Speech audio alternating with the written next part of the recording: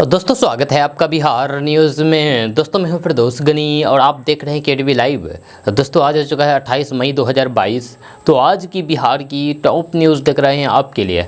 दोस्तों video start करने से पहले आपसे रिक्वेस्ट है, अगर आप नए आए हैं इस चैनल पर तो फिर चैनल को सब्सक्राइब करके बेल आइकन को प्रेस कर दीजिए और साथ में वीडियो को लाइक कर दीजिए, अपने दोस्तों के साथ शेयर भी कीजिए। तो चलिए दोस्तों स्टार्ट करते हैं आज की पूरे बिहार की टॉप न्यूज़। दोस्तों वीडियो स्टार्ट करने से पहले आपको बता दूं कि आप लोगों ने कल कमेंट करके बहुत सारे सवाल पूछे थे। आज आप लोगों के सवालों का जवाब दिया जाएगा। आप बने रहे हमारे साथ, आगे चल करके इसी वीडियो में आप लोगों के सवालों का जवाब दिया जाएगा। और आपका भी कोई सवाल है तो इस वीडियो के नीचे कमेंट बॉक्स में कमेंट करके सवाल पूछ सकते हैं। हम आपके सवालों के जवाब देने की कोशिश करेंगे। तो चलिए स्टार्ट करते हैं फिर पूरे बिहार की टॉप न्यूज़। दोस्तों बिहार न्यूज़ में आज सबसे पहले बात करते हैं कि बड़ी खबर बिहार के अररिया से आ रही है, जहां बैंक ऑफ इंडिया की शाखा में दिन दहाड़े 37 लाख रुपए की लूट को अंजाम दिया गया है। यह घटना को लेकर के जो जानकारी सामने आई है उसके मुताबिक 4 से 5 हथियारबंद बदमाशों ने बैंक खुलते ही बैंक में धावा बोल दिया और 37 लाख की लूट की। जहाँ ये अपराधी इतने शातिर थे कि इन्होंने बैंक मैनेजर सहित अन्य स्टाफ को पहले बंधक बना लिया और फिर बाहर से शटर बंद कर दिया। जहाँ घटना के बाद पुलिस महकमे में हरकंप मच गया है। जहां वही सूचना पाकर के एसपी अशोक कुमार सिंह सहित पुलिस की अधिकारी बैंक पहुंच करके मामले की जांच में जुट गई है। जहां इस घटना की चर्चा पूरे शहर में तेजी से फैल गई है। लोगों के लिए इस बात का यकीन कर पाना मुश्किल हो रहा है कि दिन दहाड़े ये अपराधी बैंक मैनेजर सहित अन्य स्टाफ को पहले बंधक बना दिया और फिर बाहर से शटर बंद कर दिया और लूट लिए। दोस्तों बात करते हैं कि सरकारी तेल कंपनियों ने पेट्रोल डीजल की नई कीमतें जारी कर दी है। जहां आज पेट्रोल डीजल के दामों में बढ़ोतरी देखने को मिली है। जहां आज पेट्रोल में 89 पैसे प्रति लीटर और डीजल में 74 पैसे प्रति लीटर की बढ़ोतरी हुई है। जहां राजधानी पटना में पेट्रोल 107 रुपये 54 पैसे और डीजल 94 रुपये 32 पैसे में बिक रहा है। जहाँ हर दिन सुबह 6 बजे पेट्रोल और डीजल की नई कीमतें जारी कर दी जाती है, जिसके बाद सुबह 6 बजे से ही नए रेट लागू हो जाते हैं। आपको बता दूं कि पेट्रोल और डीजल के दाम में excise duty, dealer commission, VAT और अन्य चीज़ें जुड़ जाने की वजह से इनका दाम मूल्य भाव से लगभग दोगुना हो जाता है। इस वजह से पेट्रोल डीजल के दाम इतने अधिक होते हैं। दोस्तों बात करते हैं कि बिहार में चिंता का सबब बन चुकी है शिशु मृत्यु दर में अब साल दर साल कमी देखी जा रही है। जब मृत्यु दर घट करके अब 27 पर पहुंच गई है। बिहार के स्वास्थ्य मंत्री मंगल पांडे ने सैंपल रजिस्ट्रेशन सिस्टम 2020 की रिपोर्ट जारी करते हुए प्रसन्नता जाहिर करते हुए कहा कि ये रिपोर्ट बेहतर स्वास्थ्य व्यवस्था का घोतक है। दरअसल साल 2020 के अनुसार बिहार में शिशु मृत्यु दर में 2 अंकों में कमी आई है। जब बिहार में शिशु मृत्यु दर घट करके अब जहां 37 हो गई है, वहीं देश में ये दर घट करके 28 पर पहुंच गई है। साफ तौर पर है कि बिहार में शिशु मृत्यु दर देश से 1% कम है। स्वास्थ्य मंत्री मंगल पांडे ने इस उपलब्धि पर राज्यवासियों और स्वास्थ्य कर्मियों को बधाई दी है। दोस्तों बात करते हैं कि बिहार के बेगूसराय में पत्रकार सुभाष कुमार हत्याकांड में 3 आरोपियों के यहां बुलडोजर चलाने की तैयारी में है। यह 24 घंटे का वक्त दिया गया है कि वे तीनों सरेंडर नहीं करते हैं तो फिर घर पर बुलडोजर चला दिया जाएगा। जब बीते गुरुवार की शाम पुलिस ने इश्तिहार चिपकाया है। अभी तक सभी आरोपियों को पकड़ने के लिए पुलिस लगातार छापेमारी कर रही थी। न्यायालय के आदेश पर गुरुवार को पुलिस ने डॉग स्क्वाड के सहारे अलग अलग जगहों पर छापेमारी की। जहां आरोपी रोशन कुमार, पीयूष कुमार और नीतीश कुमार के घर पुलिस ने इश्तिहार चिपकाया है। अल्टीमेट देते हुए कहा है कि 24 घंटे के अंदर अगर सभी आरोपी सरेंडर नहीं करते हैं तो फिर वैसी स्थिति में कुर्की जब्ती के साथ साथ उनका घर भी तोड़ा जाएगा।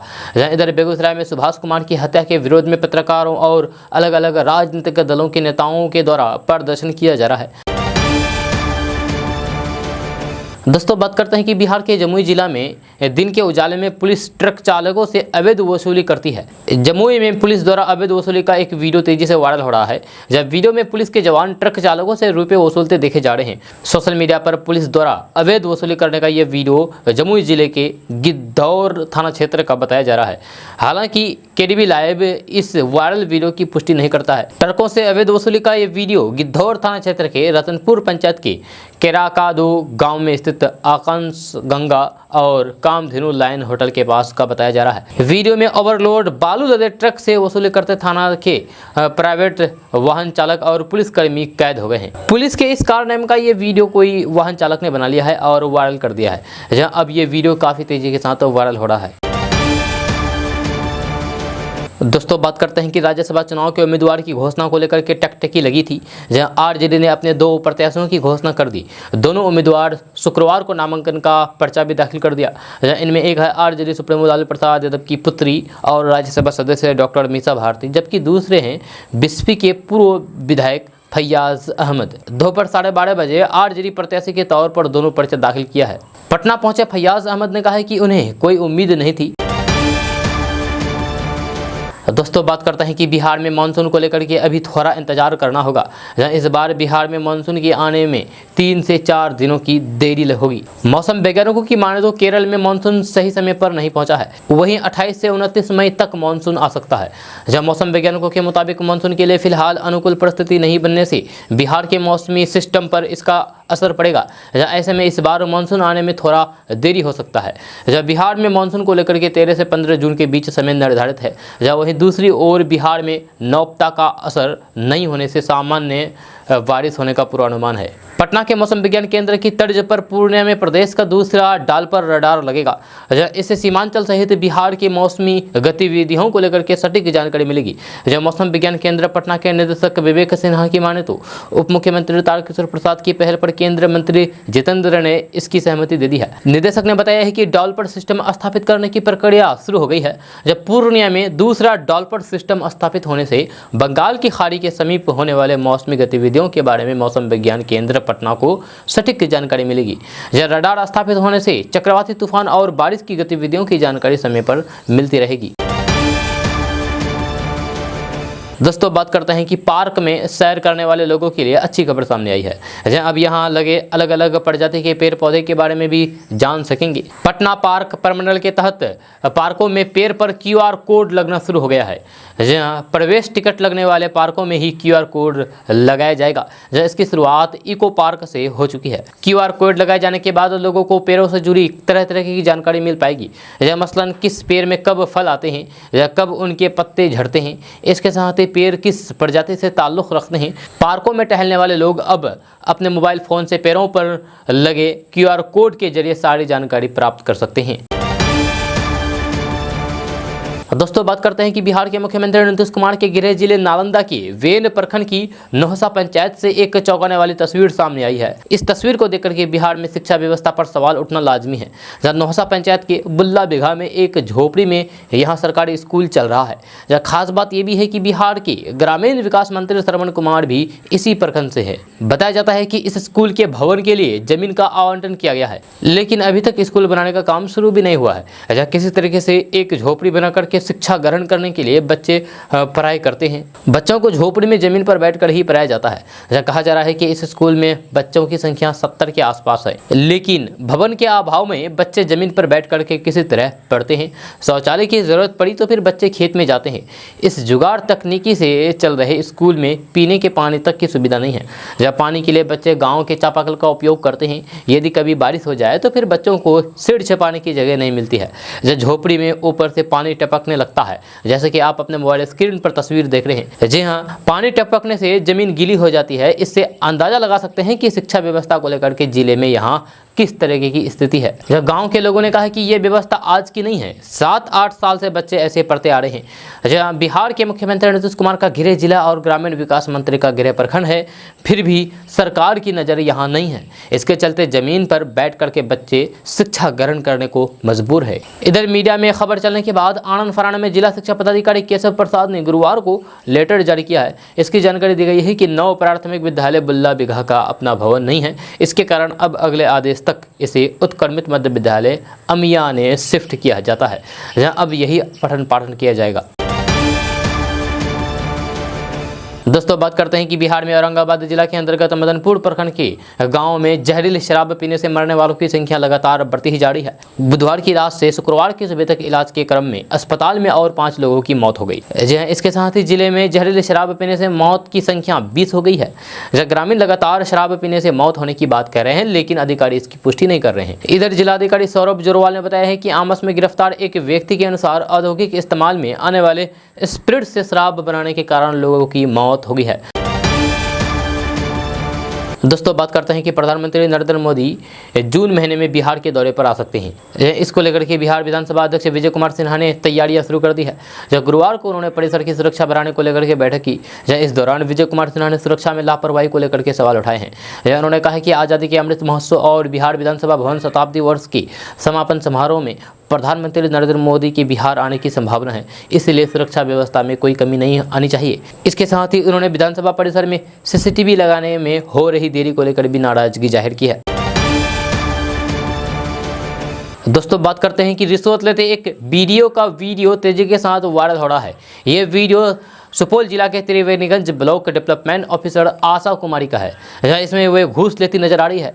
बताया जा रहा है कि आशा कुमारी पंचायत की योजना को लेकर के 20,000 रुपये घूस ले रही है। साथ ही उस दौरान वीडियो आशा कुमारी और मुखिया के बीच घूस की रकम बढ़ाने को लेकर के काफ़ी देर तक बातचीत भी हुई है। बताया जा रहा है कि मामले की जांच के लिए डीडीसी के नेतृत्व में जांच कमेटी बनाई गई है। हालांकि ये वीडियो पुराना और वीडियो ने इसका खंडन भी किया है। वीडियो में त्रिवेणीगंज की वीडियो गुड़िया पंचायत के पूर्व मुखिया शिवानंद नारायण यादव से 7 निश्चय योजना के तहत 10 लाख रुपए की राशि भुगतान के नाम पर 25,000 रुपये घूस की मांग कर रही है, जबकि मुखिया 20,000 रुपये हाथ में लेकर के बात फाइनल करने की बात कर रहे हैं। इस दौरान मुखिया कार्यालय में लगे सीसीटीवी कैमरे को भी बंद करने की बात करते हैं। इस पर आशा कुमारी कहते हैं कि सीसीटीवी का तार कटा हुआ है, बस डराने के लिए लगा हुआ है। वहीं इस वीडियो के वायरल होने के बाद प्रशासन में हरकंप मच गया है। इसकी जानकारी मिलने के बाद सुपौल के डीएम ने जाँच का आदेश दिया है।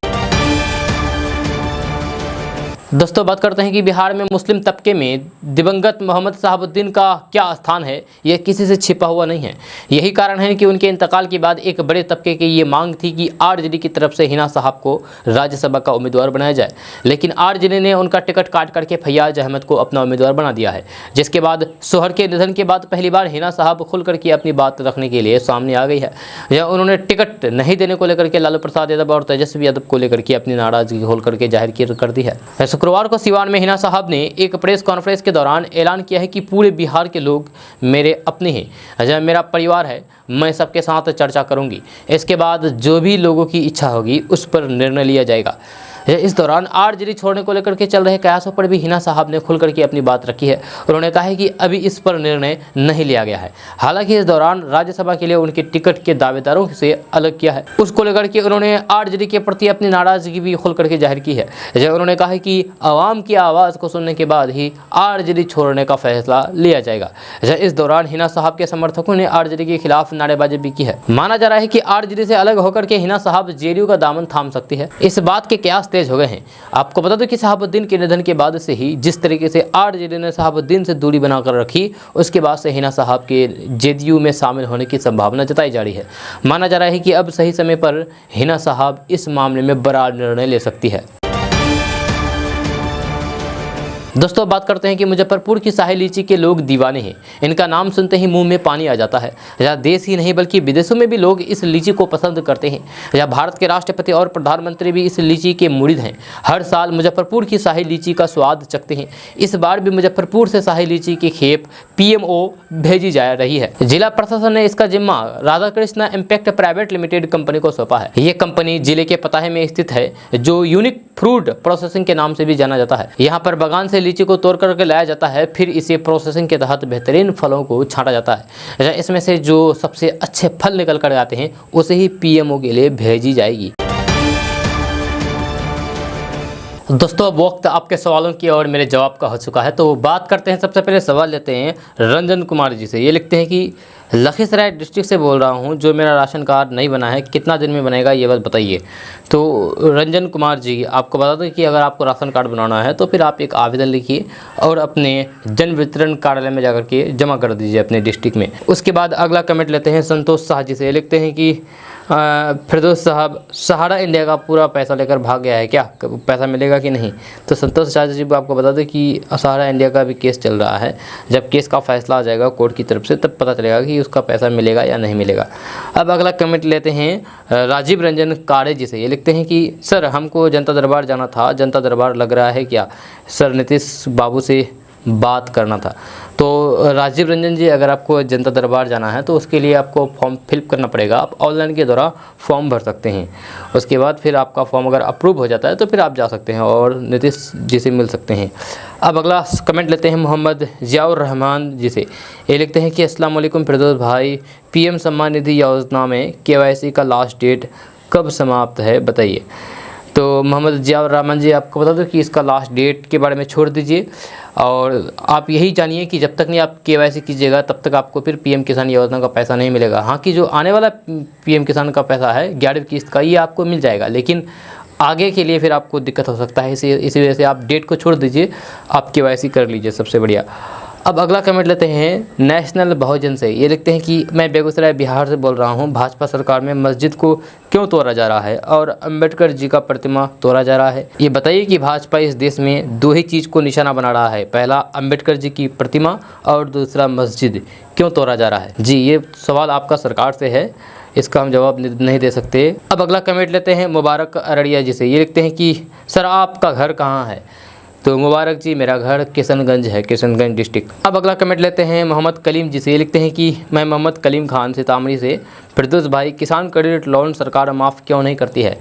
तो किसान क्रेडिट लोन तो अभी शुरू ही हुआ है, तो माफ़ कैसे कर देगा? अगर माफ़ी की बात हो तो फिर मतलब कि बाद में सरकार सोचेगी, इतना जल्दी नहीं सोचेगी मेरे हिसाब से। दोस्तों, सवालों के जवाब का सिलसिला यहीं पर रोक देते हैं। जो भी बच गए हैं अभी आगे चल करके इसी वीडियो में कवरेज किया जाएगा। अगर आपका भी कोई सवाल है तो नीचे कमेंट बॉक्स में कमेंट करके हमसे पूछ सकते हैं, आपके सवाल का जवाब देने की कोशिश करेंगे। तो चलिए फिर बढ़ते हैं अगली न्यूज़ में। तो अब बात करते हैं कि बिहार मंत्रिमंडल में कोसी मेची राज्य लिंक परियोजना को मंजूरी मिलने के बाद ये आस जगी है कि इस परियोजना का कार्य अब सरजमीन पर उतरेगा। माना जा रहा है कि इस परियोजना से बाढ़ से राहत मिलेगी, वही सिंचाई की सुविधा भी बढ़ेगी। यह कोसी मेची अंतर्राष्ट्रीय लिंकिंग परियोजना है जिसका उद्देश्य उत्तर बिहार में मानसून अवधि के दौरान सिंचाई लाभ प्रदान करना है। यह लोगों को वार्षिक बाढ़ और जल भराव की स्थिति का सामना करना पड़ता है। इसका उद्देश्य इन समस्याओं से मुक्ति दिलाना है। दोस्तों, बात करते हैं कि आजकल की लाइफ स्टाइल और हमारी अपनी कुछ आदतों के चलते बहुत सी बीमारियों का खतरा बढ़ने लग गया है, जिसमें हार्ट से जुड़ी हुई बीमारियां भी शामिल है। जब दुनिया भर में हार्ट डिसीज़ से संबंधित बीमारियों का खतरा लगातार बढ़ता ही जा रहा है। ऐसे में हाल ही में हुई एक स्टडी में दावा किया गया है कि कुछ चीज़ों पर लगाम लगाने से हार्ट डिसीज़ के खतरे को रोका जा सकता है। इस स्टडी में दावा किया गया है कि लगातार एक ही जगह पर बैठकर के टीवी देखने की आदत छोड़ने से हार्ट डिसीज़ का खतरा रोका जा सकता है। ये दावा कैम्ब्रिज यूनिवर्सिटी के रिसर्चर्स ने किया है। जब रिसर्चर्स का सुझाव है कि टीवी देखने की आदत को सिर्फ 1 घंटे तक ही सीमित रखना चाहिए। रिसर्चर्स का कहना है कि जब आप लंबे समय से एक ही जगह पर बैठकर के टीवी देखते हैं तो फिर इससे कोरोनरी हार्ट डिसीज़ होने का खतरा 16% तक बढ़ जाता है। इस रिसर्च में रिसर्चर्स ने बताया है कि टीवी देखने के समय को कम करने से कोरोनरी हार्ट डिसीज़ समेत कई तरह से दिल से जुड़ी बीमारियों के खतरे को कम किया जा सकता है। इस रिसर्च को बीएमसी मेडिसिन जर्नल में पब्लिश किया गया है। इसमें रिसर्चर्स ने कहा है कि उन्होंने 40 से 69 उम्र तक के लोगों के 3 लाख वाइट ब्रिटिश लोगों के डाटा का इस्तेमाल किया है। ये सभी लोग यूके बायोबैंक स्टडी का हिस्सा थे। इस स्टडी में शामिल इन सभी लोगों में से किसी को भी कोरोनरी हार्ट डिसीज़ या फिर स्ट्रोक की दिक्कत नहीं थी। डाटा का विश्लेषण करने के बाद कैम्ब्रिज रिसर्चर्स ने कहा है कि जब आप बहुत ज़्यादा टीवी देखते हैं तो फिर इससे कोरोनरी हार्ट डिसीज़ का खतरा भी काफ़ी ज़्यादा बढ़ जाता है। उन्होंने आगे कहा है कि अगर लोग अपने इस स्क्रीन एडिक्शन को नहीं छोड़ सकते हैं तो फिर वे टीवी देखने के दौरान बीच बीच में ज़रूर उठें और स्ट्रेचिंग जरूर करें। साथ ही जो लोग टीवी के सामने घंटों तक बैठे रहते हैं उन्हें इस दौरान स्नैक्स जैसे चिप्स या फिर चॉकलेट का सेवन बिल्कुल भी नहीं करना चाहिए। कोरोनरी हार्ट डिसीज़ का सबसे आम लक्षण सीने में दर्द और सांस लेने में दिक्कत का सामना करना होता है। इससे हार्ट अटैक और स्ट्रोक का खतरा काफ़ी ज़्यादा बढ़ जाता है।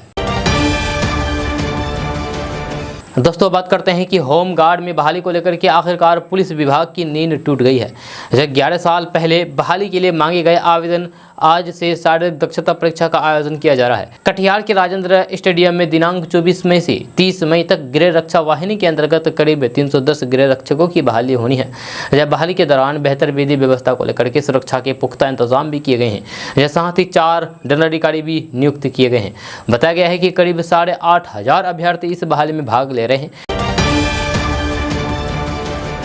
दोस्तों बात करते हैं कि बिहार विधानसभा में नेता प्रतिपक्ष तेजस्वी यादव ने बृहस्पतिवार को अपने पिता लालू प्रसाद यादव के घोर विरोधी और बिहार के मुख्यमंत्री नीतीश कुमार से तालमेल करने की लग रही अटकलों को सिरे से खारिज कर दिया है। उन्होंने इसके साथ ही पटना और दिल्ली में अपने माता पिता के आवास पर हाल ही में सीबीआई द्वारा की गई छापेमारी की कार्रवाई की निंदा करते हुए आरोप लगाया है कि राजनीतिक प्रतिरोध का कायरतापूर्ण कार्य न तो पहली बार किया है और न ही ये आखिरी है।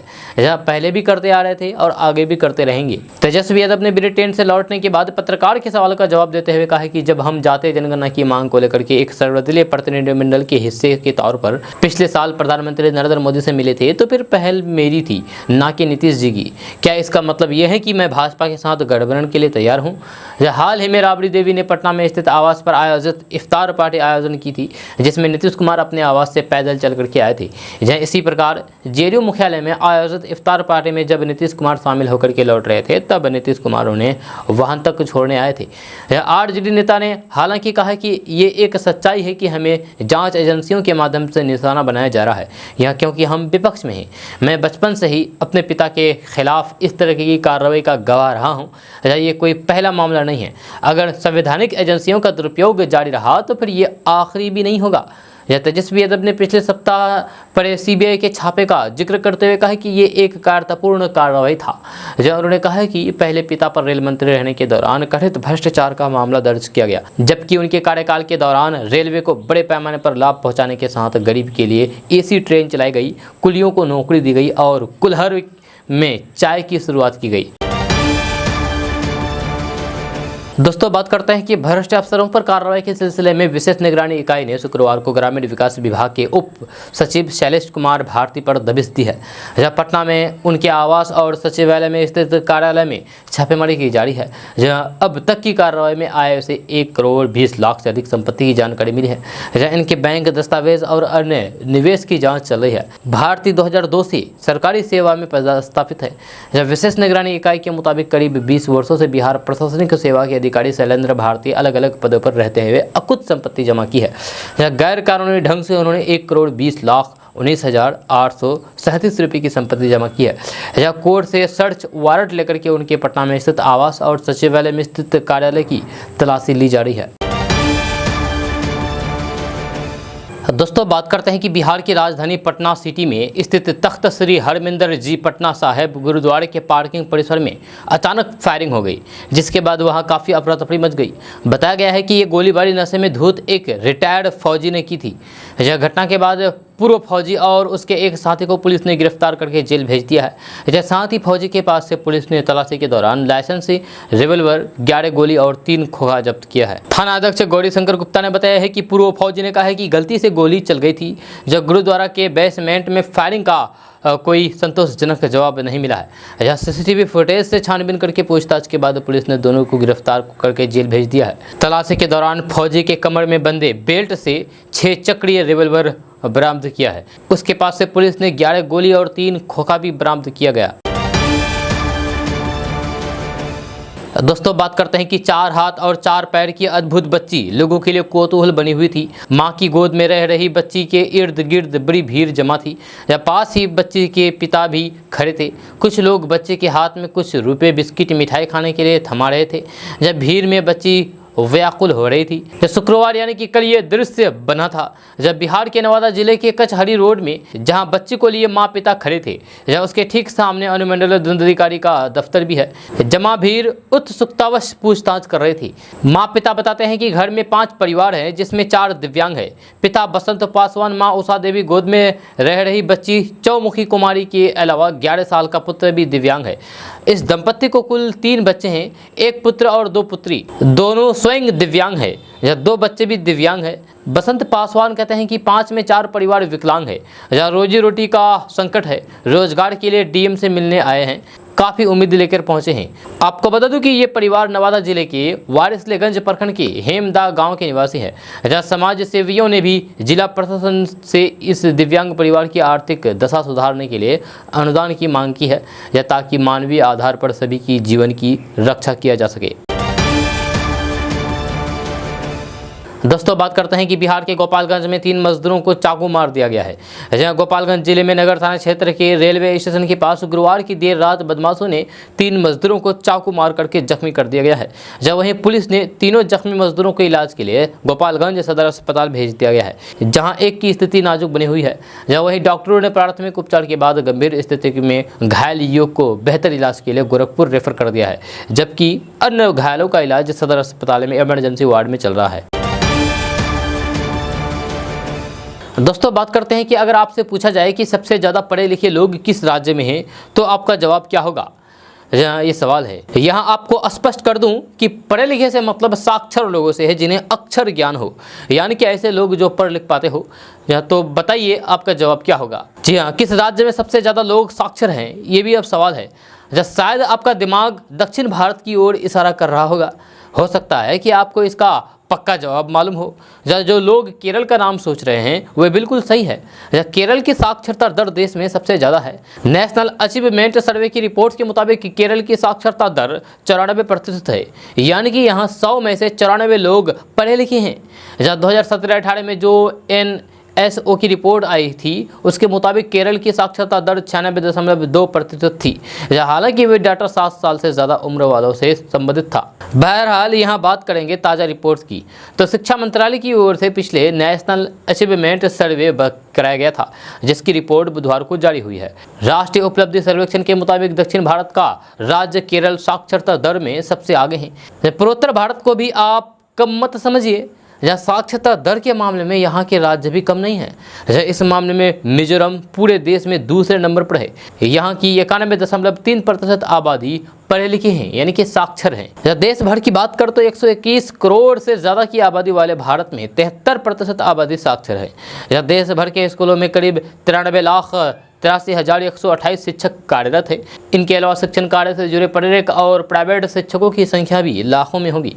राष्ट्रीय राजधानी दिल्ली की बात करें तो फिर यहाँ की 86% आबादी साक्षर है।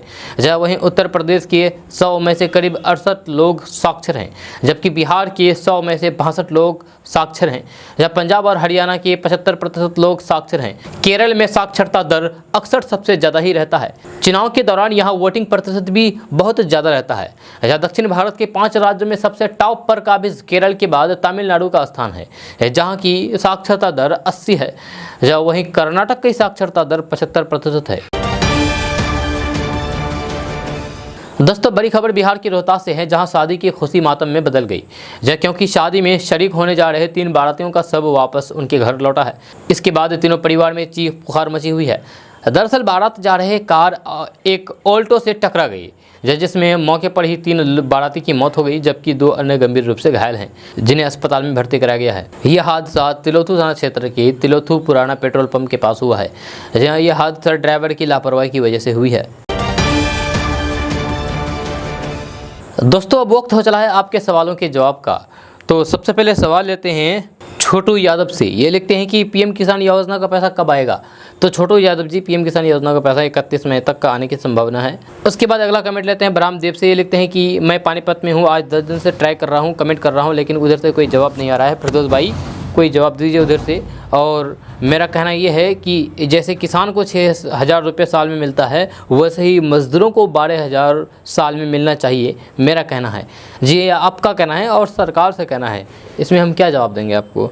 चलिए फिर भी आपको जवाब दे दिया गया है। अब अगला कमेंट लेते हैं शाही कुमार जी से। ये लिखते हैं कि मैं शशि कुमार, अच्छा नाम इसका शशि कुमार है लेकिन ये लिखा है शाही कुमार। चलिए ये लिखते हैं कि मैं मधेपुरा बिहार से, मेरा कहना यह है कि केरीबी लैब में कि श्रम कार्ड का पैसा कब आएगा? तो शशि कुमार जी इसका अभी डेट नहीं आया है, जब डेट आएगा तो बता दिया जाएगा। अब अगला कमेंट लेते हैं एमडी नाजिम जी से। लिखते हैं कि फिरदौस गनी भाई जाति निवासी क्यों नहीं बनता है, थोड़ा बताइए। तो एमडी नाजिम जी आप अपने से खुद से जाति निवासी बना सकते हैं ऑनलाइन के माध्यम से। अगर आपको नहीं आता है तो फिर आप CSC सेंटर जाइए या फिर किसी भी दुकान में जाइए जहां ऑनलाइन करता हो, वो आपको बना दिया जाएगा। अब अगला कमेंट लेते हैं मोहम्मद साकिब जी से। लिखते हैं कि पुणे एयरपोर्ट कब चालू होगा, थोड़ा बताइए। तो साकिब जी बहुत जल्द उस पर काम अभी चल रहा है। अभी ज़मीन अधिग्रहण से जुड़े हुए जो लफड़ा था उस लफड़ा को ख़त्म कर दिया गया है, यानी कि उस समस्या को समाधान कर दिया गया है। अब आगे जो प्रोसेस है, जो काम है वो अभी चल रहा है, लेकिन बहुत जल्द बनकर तैयार हो जाएगा। दोस्तों सवालों के जवाब का सिलसिला यहीं पर रोक देते हैं, जो भी बच गए हैं आगे फिर आपको इसी वीडियो में बताया जाएगा, कवरेज किया जाएगा। तो चलिए फिर बढ़ते हैं डेली न्यूज़ की ओर। दोस्तों बात करते हैं कि एक सनकी पिता ने मोबाइल फ़ोन देख रहे अपने 8 वर्षीय पुत्र को पीट पीट करके अधमरा कर दिया। इससे भी मन नहीं भरा तो फिर वे चाय बनाने वाले सस्पेन से उसके सिर पर प्रहार कर दिया। अधमरा होने पर अस्पताल ले जाने लगा। रास्ते में ही पुत्र की मौत हो गई। उसके बाद आरोपी पिता ने पुत्र के शव को बोटी बोटी करके उसके बोरे में भर करके बुरी गंडक नदी में बहा दिया। पुलिस ने आरोपी पिता को गिरफ्तार कर लिया है। घटना 24 मई की रात की बताई जा रही है। 25 मई की शाम को अंकित के ननिहाल के लोगों ने मुफस्सिल थाना को इसकी सूचना दी। इसके बाद मुफस्सिल पुलिस रामटोला कोठिया पहुंची और मामले की छानबीन की। उस वक्त सनकी पिता रविंद्र सिंह घर पर नहीं था। सूचना पर जब 26 मई को रामटोला कोठिया में पुलिस ने दबिश दी तो फिर रविंद्र सिंह घर पर ही धरा गया, जहां उसने पूछताछ में पुत्र अंकित की हत्या की बात स्वीकार की है। रविंद्र सिंह के पिता उमेश सिंह के बयान पर मुफस्सिल थाना में हत्या का केस दर्ज किया गया है। मुफस्सिल थाना प्रभारी जेपी यादव ने बताया है कि गिरफ्तार रविंद्र सिंह को न्यायिक अभिरक्षा में भेजने की प्रक्रिया अपनाई जा रही है। यह घटना के बाद से गांव में सन्नाटा पसरा हुआ है। थाना अध्यक्ष और ग्रामीणों ने बताया है कि रविंद्र सनकी है, जहां उसने अपनी पत्नी की भी निर्मम हत्या 2014 में कर दी थी। जहां उस समय में उसे गिरफ्तार करके जेल भेजा गया था, जहां उसने अपनी बेटी का सिर भी फोड़ दिया था। दोस्तों बात करते हैं कि बीपीएसएससी कल यानी कि 27 मई 2022 को सुबह 11 बजे बिहार पुलिस एसआई और सार्जेंट पीटी का एडमिट कार्ड जारी कर दिया है। एडमिट कार्ड बीपीएसएससी की आधिकारिक वेबसाइट bpssc.bis.nic.in पर जारी किया गया है। जारी होने के बाद अभ्यर्थी आधिकारिक वेबसाइट के जरिए एडमिट कार्ड डाउनलोड कर सकते हैं। मीडिया रिपोर्ट्स के अनुसार बिहार पुलिस एसआई और सार्जेंट पीईटी परीक्षा का आयोजन जून 2022 में किया जाएगा, जब पुलिस एसआई और सार्जेंट मुख्य परीक्षा का आयोजन 24 अप्रैल 2022 को किया गया था। वहीं इन पदों पर भर्ती के लिए प्रारंभिक परीक्षा का आयोजन 26 मई 2021 को किया गया था। मुख्य परीक्षा में सफल घोषित किए गए अभ्यर्थी ही पीईटी परीक्षा में शामिल हो सकते हैं। आपको बता दूं कि इस भर्ती प्रक्रिया के जरिए पुलिस एसआई और सार्जेंट के कुल 2213 खाली पड़े पदों पर भर्ती की जाएगी। इन पदों के लिए आवेदन की प्रक्रिया 16 अगस्त 2020 से 24 सितंबर 2020 तक चली थी। दोस्तों बात करते हैं कि सामाजिक पहल की कमी और अधिकारियों की अपेक्षा की बानगी है उर्दू प्राथमिक विद्यालय शेखपुरा फैजाबाद। ये विद्यालय 20 गुना 15 के ही एक कमरे में चल रही है। जब विद्यालय के एक कमरे में 3 कक्षाओं का संचालन होता है, जब 3 ब्लैक बोर्ड पर एक साथ बच्चे को शिक्षक पढ़ाते हैं। जब कमरे के अगले हिस्से के बरामदे में पर कक्षा 1 से लेकर के 2 तक के बच्चे को 2 शिक्षक पढ़ाते हैं। जब उर्दू प्राथमिक विद्यालय में कक्षा 1 से लेकर के 5 तक की पढ़ाई होती है। जब कक्षा 3 से लेकर के कक्षा 5 तक के बच्चों को एक ही हालनुमा कमरे में बैठाया जाता है। एक साथ ब्लैक बोर्ड पर शिक्षक बच्चों को पढ़ाते हैं और किसी तरीके से बच्चे अपनी पढ़ाई पूरी कर पाते हैं। यह मध्याह्न भोजन का गोदाम भी इसी कमरे में है। जलावन, चूल्हा, बर्तन सभी इसी कक्षा में रखा हुआ है। खेल सामग्री से लेकर के कार्यालय की सामग्री इसी कमरे में रखी हुई है। इस स्कूल में ऑफिस के लिए भी कोई अलग से कमरा नहीं है।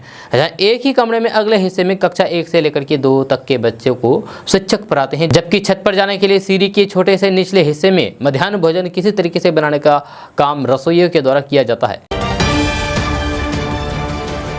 दोस्तों बात करते हैं कि अररिया जिला में ग्रामीण विकास के लोगों को स्वास्थ्य सेवाओं को समुचित लाभ मिले, इसके लिए विभाग ने नई रणनीति तय की है। सीएस डॉक्टर विधान चंद्र सिंह ने कहा कि सभी पीएचसी प्रभारी को अपने क्षेत्र में अवस्थित पीएचसी और एचडब्ल्यूयू के नियमित निरीक्षण और अनुरक्षण का आश्वासन दिया है। इसके साथ ही स्वास्थ्य कर्मियों की साफ सफाई के इंतजाम, दवाओं के रखरखाव, दवाओं की उपलब्धता, वितरण, भंडारण, कर्मियों की उपस्थिति, रोगियों के उपचार सहित अन्य महत्वपूर्ण इंतजाम का गुणवत्तापूर्ण निरीक्षण सुनिश्चित करना है। दोस्तों बात करते हैं कि एक निजी फाइनेंस कंपनी सैकड़ों लोगों को करोड़ों का चूना लगा करके फरार हो गई है। जब पटना के मायतारा माइक्रो क्रेडिट प्राइवेट लिमिटेड पर आरोप है कि उसने बिहार, उत्तर प्रदेश, हरियाणा और पंजाब जैसे राज्यों के सैकड़ों ग्राहकों के तकरीबन 25 करोड़ रुपए लेकर के बिहार से फरार हो गई है। जहाँ अलग अलग राज्यों से पहुंचे लोगों ने गर्दनीबाग थाने में कंपनी के 4 अधिकारियों के खिलाफ मामला दर्ज कराया है। पीड़ितों ने एसएसपी से मिलकर के मदद की गुहार लगाई है। एसएसपी ने सभी को न्याय का भरोसा दिया है। इसी कड़ी में पुलिस ने कंपनी के पटना में स्थित कार्यालय को सील कर दिया है और वहां से लैपटॉप समेत कई चीज़ें जब्त की है। दरअसल माई तारा माइक्रो क्रेडिट प्राइवेट लिमिटेड पिछले कई महीनों से पटना में बैंकिंग का काम कर रही थी। इसका दफ्तर अनीसाबाद में स्थित UFO मॉल में था, जहां ठगी को लेकर के गर्दनीबाग थाने में 4 आरोपियों के खिलाफ मामला दर्ज किया है। ये आरोपी समस्तीपुर के हसनपुर के रहने वाले जितेंद्र कुमार यादव और धर्मेंद्र कुमार पश्चिम चंपारण की रहने वाली सुजाता कुमारी और झारखंड के धनबाद के रहने वाली निखत जहां है। FIR दर्ज होने के बाद कंपनी के सभी लोग फरार हैं, जहां पुलिस उनकी तलाश में अलग अलग जगहों पर छापेमारी कर रही है। दोस्तों बात करते हैं कि बिहार के कई जिलों में गुरुवार और शुक्रवार को बारिश हुई, जिसके कारण तापमान में गिरावट दर्ज की गई है। जब बिहार में पूर्व और दक्षिणी पूर्व हवा बह रहे हैं, यहाँ उत्तर पश्चिमी ट्रफ रेखा पूर्वी बिहार से उत्तर आंध्र प्रदेश के तटीय क्षेत्र तक झारखंड और ओडिशा से गुजर रही है। इस कारण पटना समेत अन्य जगहों पर बादल छाए हुए रहेंगे। वहीं बिहार के उत्तर पूर्व और दक्षिण भाग के कुछ इलाकों में बारिश की संभावना जताई जा रही है, जहाँ शनिवार और रविवार को भी बिहार के सभी जिलों के 1-2 जगह पर बूंदाबूंदी हो सकती है। शनिवार और रविवार के लिए मौसम विज्ञान केंद्र पटना ने येलो अलर्ट जारी कर दिया है। जब गुरुवार को भी राजधानी पटना के कुछ क्षेत्रों में बारिश हुई है, जहाँ वहीं कई जगहों पर धूप निकली रही। जहाँ मौसम विज्ञान केंद्र से मिली जानकारी के मुताबिक पिछले 24 घंटे में बिहार की अररिया जिले के सिकटी में सबसे ज़्यादा बारिश 24 मिलीमीटर हुई है। किशनगंज जिले के तैयबपुर में 14 मिलीमीटर, किशनगंज के गलगलिया में 12 मिलीमीटर, भागलपुर की कोल गांव में 10 मिलीमीटर, कटिहार के बराड़ी में 8.8 मिलीमीटर, पूर्णिया के डेंगर घाट में 7 मिलीमीटर, कटिहार के कुर्सेला में 7 मिलीमीटर, दरभंगा के हाई घाट में 7 मिलीमीटर, लखीसराय के हलसी में 5 मिलीमीटर बारिश रिकॉर्ड की गई है। मौसम विज्ञान केंद्र पटना के माने तो खगड़िया का तापमान सबसे अधिक रहा, जो 39 डिग्री सेल्सियस रिकॉर्ड किया गया है। जब पटना की बात करें तो यहाँ अधिकतम पारा 37 डिग्री सेल्सियस रहा, गया का 36 डिग्री, भागलपुर का 37 डिग्री, पूर्णिया का 35 डिग्री, वाल्मीकि नगर का 36 डिग्री, मुजफ्फरपुर का 33 डिग्री, छपरा का 35 डिग्री, दरभंगा का 35, सुपौल का 34, मोतिहारी 36, शेखपुरा का 37, मधेपुरा का 37, जमुई का 36, बक्सर का 36, औरंगाबाद का 38 डिग्री सेल्सियस रिकॉर्ड किया गया है। वहीं शुक्रवार को बिहार के कई जिलों के तापमान में बढ़ोतरी दर्ज की गई है, जिसमें बक्सर, रोहतास, औरंगाबाद, पटना, सारण, वैशाली, समस्तीपुर, दरभंगा, सीतामढ़ी, वाल्मीकि नगर, पश्चिमी चंपारण, पूर्वी चंपारण, सुपौल, फारबिसगंज, पूर्णिया, अररिया, कटिहार, किशनगंज शामिल है। दोस्तों बात करते हैं कि बिहार में अब टेक्सटाइल यानी कि कपड़ा और लेदर यानी कि चर्म उद्योग लगाना बड़ा आसान हो गया है। जब गुरुवार को मुख्यमंत्री नीतीश कुमार की अध्यक्षता में राज्य कैबिनेट की बैठक में बिहार औद्योगिक निवेश प्रोत्साहन नीति 2022 को मंजूरी दी गई है, जिसके तहत बिहार में कपड़ा और चर्म उद्योग लगाने पर सरकार 15% पूंजीगत अनुदान देगी, जो अधिकतम 10 करोड़ रुपये होगा। इसके अलावा सरकार प्रति कामगार वेतन मद में हर महीने 3,000 से 5,000 रुपये तक प्रोत्साहन राशि, बिजली बिल में छूट, निर्यात के लिए 30% भाड़ा और पेटेंट सब्सिडी देगी। इन सुविधाओं का लाभ लेने के लिए 30 जून 2023 तक आवेदन करना होगा। दोस्तों बात करते हैं कि किसी भी उद्यम को लगाने में धन पहली प्राथमिकता होती है। जब धन के अभाव में किसी उद्योग की कल्पना भी नहीं की जा सकती है। जब बिहार के उद्यमियों को धन मुहैया कराने के लिए राष्ट्रीय कृषि और ग्रामीण विकास बैंक, नाबार्ड और small industries development bank of India यानी कि सिडबी की ओर से हर संभव सहायता पहुंचाई जा रही है। अलग अलग बैंकों की ओर से उद्यमियों को दिए जाने वाले उद्यमिता लोन की भरपाई दोनों एजेंसियों की ओर से की जा सकती है। नाबार्ड जहां ग्रामीण उद्योग को मदद करता है, वहीं सिडबी शहरी उद्योग को सहयोग पहुंचा रहा है। बिहार की बहुत बड़ी आबादी गाँव में निवास करने के कारण बिहार में नाबार्ड की भूमिका काफ़ी बढ़ जा रही है। नाबार्ड ने भी काफ़ी बढ़ चढ़ करके कदम बढ़ाया है। तो दोस्तों अब वक्त हो चला है आपके सवालों के जवाब का। तो सबसे पहले सवाल लेते हैं पवन कुमार जी से। पवन कुमार जी लिखते हैं कि सर 10th का फर्स्ट डिवीज़न का पैसा अभी तक नहीं मिला है, 2019 का क्या करना पड़ेगा, क्या करने से पैसा आएगा।